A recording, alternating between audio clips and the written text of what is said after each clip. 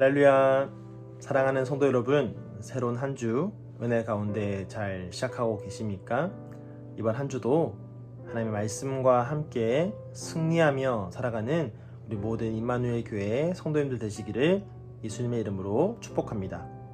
자, 5장에 이어서 6장에서 바울은 고린도 교회 안에 있는 여러 도덕적인 문제에 대하여서 교훈하고 또 책망하고 있습니다. 자, 오늘 본문인 6장 9절에 이르면요, 바울은 불의한 자가 하나님의 나라를 유업으로 받지 못한다라고 그렇게 말하고 있습니다. 그러면서 9절 하반절부터 10절에 이르기까지 이 불의한 자에 대하여 구체적으로 이야기를 해주는데요. 음행하는 자, 우상 숭배하는 자, 간음하는 자, 탐색하는 자, 남색하는 자, 도적이나 탐욕을 부리는 자, 술 취하는 자, 모욕하는 자, 속여 빼앗는 자들, 바로 이런 자들이 불의한 자들이라고, 하나님 나라를 유업을 받지 못하는 자들이라고 말하고 있습니다. 자, 여기 열거된 사람들을 보면서 여러분 어떤 마음이 드십니까? 여러분은 여기에 속한다고 생각하십니까? 아니면 그렇지 않다라고 생각하십니까? 그저 문자적으로만 보면 굉장히 불의하고 굉장히 심각한 죄들로 보이기 때문에 나는 여기에 속하지 않는다라고 생각할 수 있습니다. 자, 하지만 예수님은 이 모습들에 대한 기준을 이렇게 말하고 있습니다. 마태복음 5장 28절에 말하기를, 나는 너희에게 이르노니 음욕을 품고 여자를 보는 자마다 마음에 이미 간음하였느니라. 간음에 대한 기준이 우리가 생각하는 것과 예수님의 기준이 다르다는 것을 알 수 있죠. 자, 그런가 하면 요한은 이렇게 말하고 있습니다. 요한 1서 3장 15절에 그 형제를 미워하는 자마다 살인하는 자니.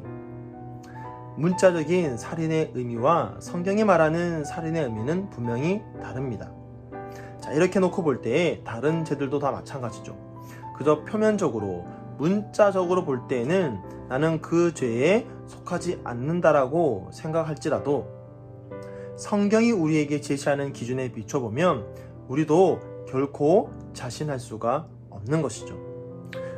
표면적인 모습을 넘어서 우리의 마음, 우리의 생각, 우리의 전 삶에서 나타나는 그런 모습을 볼 때 우리 또한 하나님의 나라를 유업으로 받지 못할 모습이 너무나 많다라는 것을 깨닫게 되는 겁니다. 그렇기 때문에 사실 우리는 하나님 나라를 유업으로 받을 자격이 없는 자들입니다. 그런 우리가 어떻게 하나님 나라를 유업으로 받는 하나님의 자녀가, 하나님의 상속자가 되었습니까? 그것은 바로 예수 그리스도 때문입니다. 자, 오늘 본문 11절 말씀은 이렇게 말합니다. 너희 중에 이와 같은 자들이 있더니 주 예수 그리스도의 이름과 우리 하나님의 성령 안에서 씻음과 거룩함과 의롭다 하심을 받았느니라.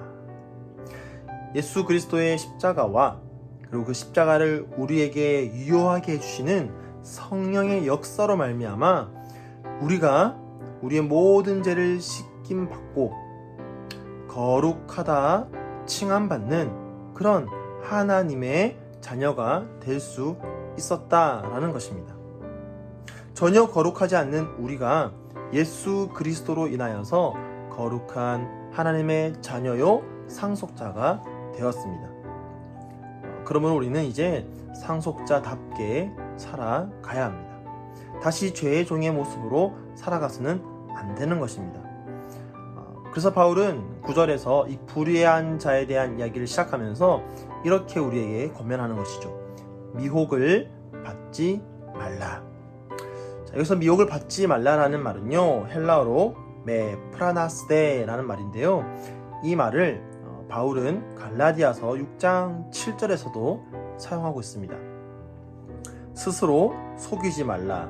하나님은 업신여김을 받지 아니하시나니 사람이 무엇으로 심든지 그대로 거두리라. 자, 미혹을 받지 말라라는 말은요, 속임을 당하지 말라라는 뜻입니다. 어떤 속임을 말합니까? 세상이 우리에게 속삭이는 속임입니다. 하나님을 떠나 살고 하나님이 원치 않는 삶을 살면서도 괜찮다고 우리를 위로하고 우리를 격려하는 그런 속임수에 당하지 말라라는 것입니다. 신학자 칼빈은 이렇게 우리에게 말하고 있습니다.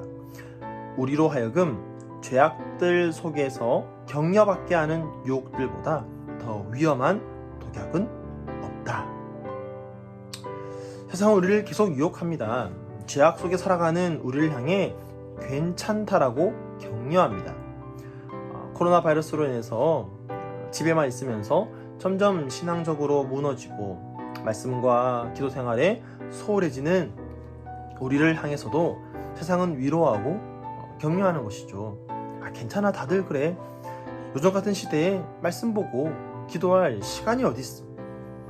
그냥 예배 한번 드리는 것만으로 충분한 거 아니야? 우리 안에 이런 격려의 소리가 들리지 않습니까? 여러분, 그렇다면 그것은 하나님의 위로가 아니라 우리를 미혹하고 우리를 속이는 세상 주관자들의 소리임을 기억하시기 바랍니다. 지난주 저희 청년부의 한 지체가 저한테 이런 얘기를 하더라고요. 매주 또 매일 올라오는 이 새벽 묵상이 너무 좋은데 이 새벽 묵상을 클릭하는 것도 영적 전쟁이라고 말입니다. 유튜브를 켜면 처음에 여러 영상이 함께 뜨는데 그 중에 우리의 눈길을 끄는 영상이 참 많죠. 그래서 이 새벽 묵상을 먼저 클릭할 것인지 아니면 다른 것 먼저 보고 새벽 묵상을 클릭할 것인지 거기서부터 이미 우리의 영적 전쟁이 시작되더라는 것이죠.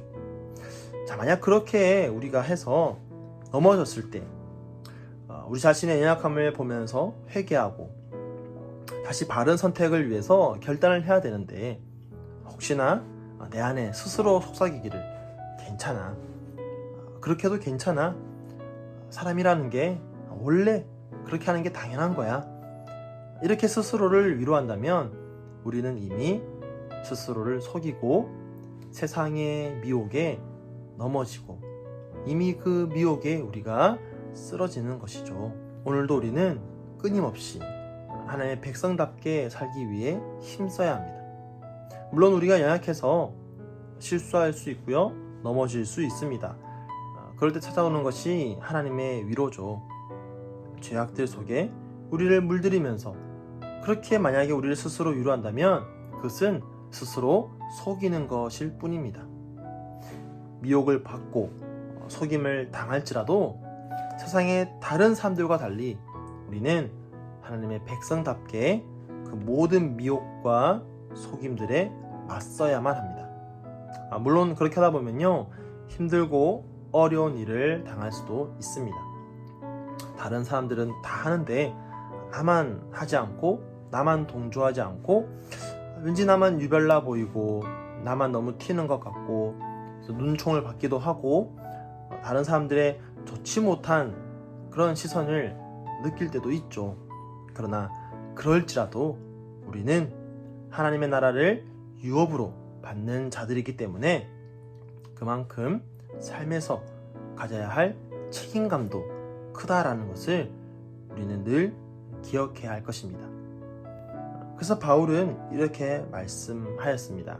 로마서 8장 17절에 자녀이면 또한 상속자 곧 하나님의 상속자요 그리스도와 함께한 상속자니 우리가 그와 함께 영광을 받기 위하여 고난도 함께 받아야 할 것이니라.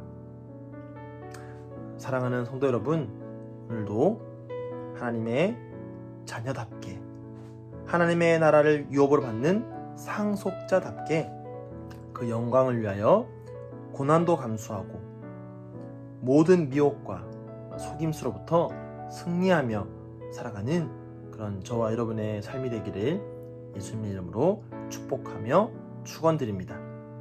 오늘 말씀을 기억하면서 함께 기도하겠습니다.